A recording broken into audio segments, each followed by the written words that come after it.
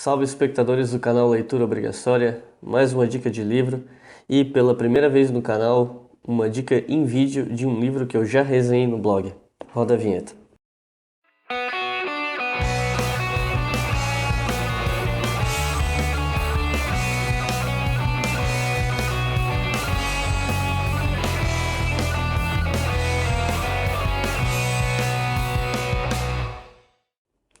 Antes de começar a estudar História Contemporânea e, mais precisamente, História e Música, o meu objeto de estudo principal, que na minha cabeça viria a ser o meu trabalho de conclusão de curso, era o fenômeno da bruxaria e a atuação dos tribunais de Inquisição.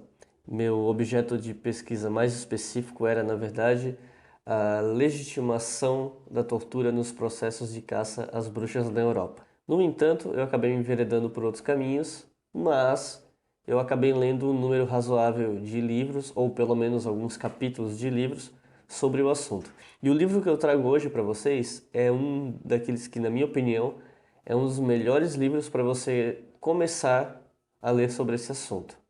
Bruxaria e História, de Carlos Roberto Figueiredo Nogueira. O livro foi lançado em 2004 pela editora Edusc. O Carlos Nogueira, ele é professor da Universidade de São Paulo e tem uma produção já bem conhecida, aqui no Brasil especialmente, a respeito do tema, né, de bruxaria e feitiçaria. Ele tem outros livros sobre o assunto. Tem o Diabo no Imaginário Cristão, também é dele, um livro bem pequeno, bem fácil de encontrar. E dos últimos tempos, até onde eu tenho conhecimento, ele vinha trabalhando com a Inquisição Portuguesa. É um livro que possui uma leitura muito acessível e vai funcionar muito bem tanto para historiadores quanto para entusiastas. No caso dos entusiastas, o livro pode ser um pouco chato de vez em quando porque ele traz muitas discussões, né, de outros autores, principalmente estrangeiros, que discutem o tema da bruxaria, da feitiçaria, da Inquisição. Ele traz debates historiográficos, né? Então isso pode ser um pouco maçante, mas ele faz de forma muito condensada, o que facilita a leitura para quem não tem experiência com a área. Eu vou fazer uma breve apresentação do conteúdo de cada capítulo, não vou me aprofundar muito no assunto, porque são 13 capítulos. É um livro pequeno, né? E os capítulos, por consequência, são capítulos pequenos, já que são tantos. Portanto, eu preparei um breve resumo do que cada capítulo se dispõe a discutir. E lá vamos nós! Após a introdução, o capítulo 1 se chama Em Busca dos Conceitos, a Magia. Nesse capítulo, o Carlos Nogueira apresenta uma discussão do conceito de magia, como esse conceito se discutiu com o passar dos anos, né, pelos diferentes autores, e busca uma definição historicamente embasada do termo. O capítulo 2 se chama Em Busca dos Conceitos, Feitiçaria e Bruxaria. Nesse capítulo, o autor busca os conceitos de caráter antropológico que definem as distinções entre feitiçaria e bruxaria. De acordo com as definições antropológicas, Deixa eu ajeitar meu cabelinho. a feitiçaria ela seria feita a partir de elementos materiais, ou seja, se você quer um efeito prático, você desenvolve um feitiço, você executa um feitiço a partir de componentes materiais, né? Enquanto a bruxaria é uma espécie de magia inata, quase de caráter psíquico, ou seja, a bruxa ela não precisa fazer um feitiço para conseguir o efeito que ela quer. Ela consegue fazer simplesmente desejando que aquilo aconteça, e isso normalmente é atribuído a um pacto com o demônio, pelo menos para a ortodoxia cristã do período. O capítulo 3 se chama O Racionalismo e o Universo Mágico.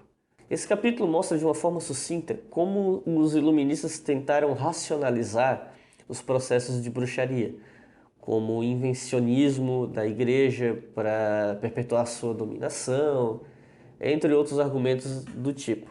Essas concepções desses herdeiros do iluminismo, elas permanecem até hoje influenciando narrativas dentro da academia e fora dela. Ainda se perpetuam relatos de matriz iluminista, inclusive nas escolas mesmo, né? Ou até mesmo informações de que a Inquisição matou milhões e milhões de pessoas. Os números, na verdade, são muito mais modestos, né, de execuções. Existe uma estimativa, eu não me recordo de quem exatamente, que cerca de apenas 2% de todos os processos de bruxaria culminavam em execução, né, o que é um número muito baixo comparado ao que normalmente se imagina. Mas isso é assunto para um outro vídeo, para um outro livro que pretendo recomendar no futuro. Ainda nesse capítulo, capítulo 3, o Carlos Nogueira discute, ele traz a discussão o Gilles Michelet e o seu A Feiticeira. Não é feitiçaria, é tecnologia. Que é um clássico sobre o assunto, escrito no século XIX, surpreendentemente lúcido para aquele momento histórico, né? Michelet tenta entender o fenômeno da bruxaria a partir de sua historicidade, contextualizando social, cultural e historicamente o fenômeno que ele busca analisar.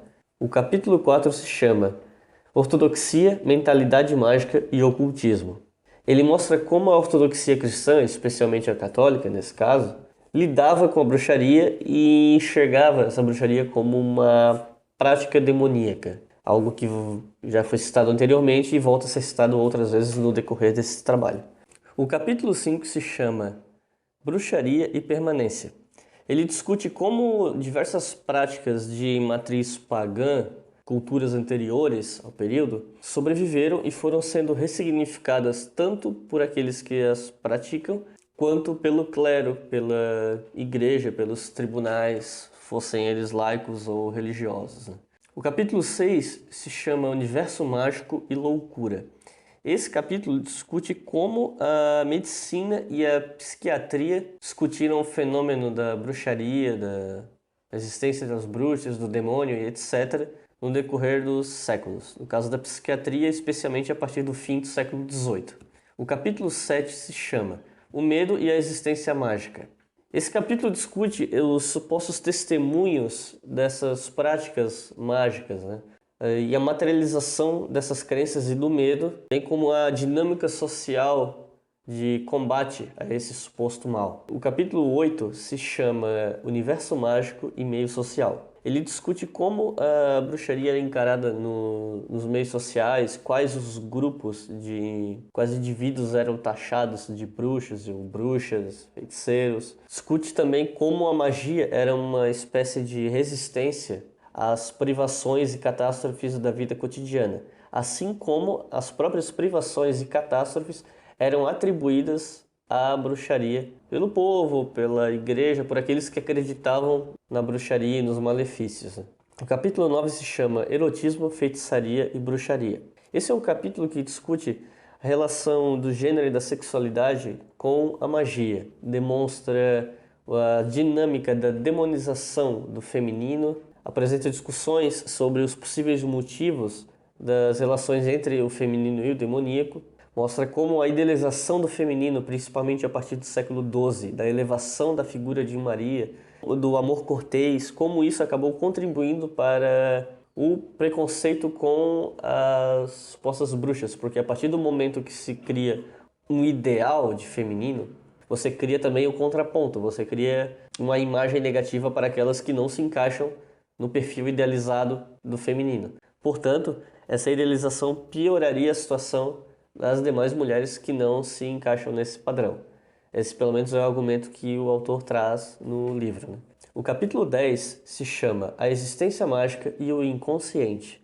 Esse capítulo demonstra como a explicação da bruxaria como fenômeno perpassa tanto a criação eclesiástica, e aí o autor usa o termo criação entre aspas, quanto as práticas oriundas dessas tradições populares, que elas existiam sob uma roupagem cristã, mas devido a mudanças no seio da igreja, das mentalidades, elas passam a adquirir um caráter demoníaco. O capítulo 11 se chama Magia e Política, Afirmação da Realidade do Mal.